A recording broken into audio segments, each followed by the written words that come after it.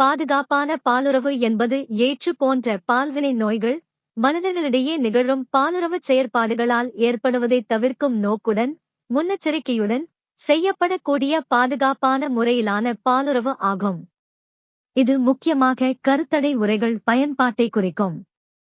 இத்தகைய பாதுகாப்பான உடலுறவு நோய் தொற்றுக்களின் அளவை குறைக்குமே தவிர முழுமையான பாதுகாப்பை வழங்குமென தீர்மானிக்க முடியாது என்பதையும் கருத்தில் கொள்ள வேண்டும். பாதுகாப்பான பாலுறவில் ஆணுறைகள் பயன்பாடு 1980 ஆம் ஆண்டுகளில் நோய் எதிர்ப்பு சக்தி இழப்பு எனும் எய்ட்ஸ் நோய் பரவத் தொடங்கிய பின்னர் பாதுகாப்பான பாலுறவு தொடர்பான பரவலான கவனம் ஏற்பட்டது.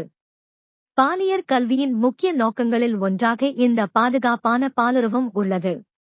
தீங்கை குறைக்கும் ஒரு உத்தியாக இந்த பாதுகாப்பான பாலுறவு என்ற விடயம் அறிமுகப்படுத்தப்படுகிறது. தீங்கு குறைத்தல் என்பதை அறுதியிட முடியாது.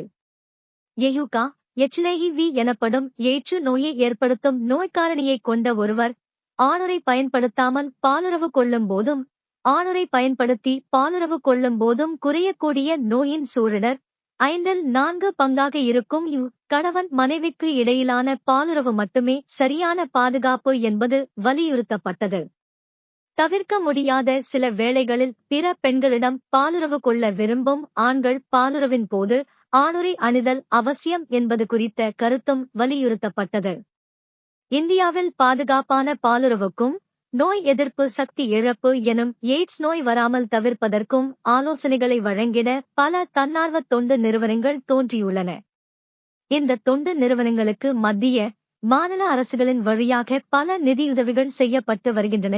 பாதுகாப்பான பாலுறவு சில சமயம் குடும்ப கட்டுப்பாடு வழிமுறைகளான கருத்தடை வழிகளில் ஒன்றாகவும் இருக்கலாம். எனினும் அநேகமான கருத்தடை முறைகள் நோய் பாதுகாப்பை முழுமையாக வழங்குவதில்லை.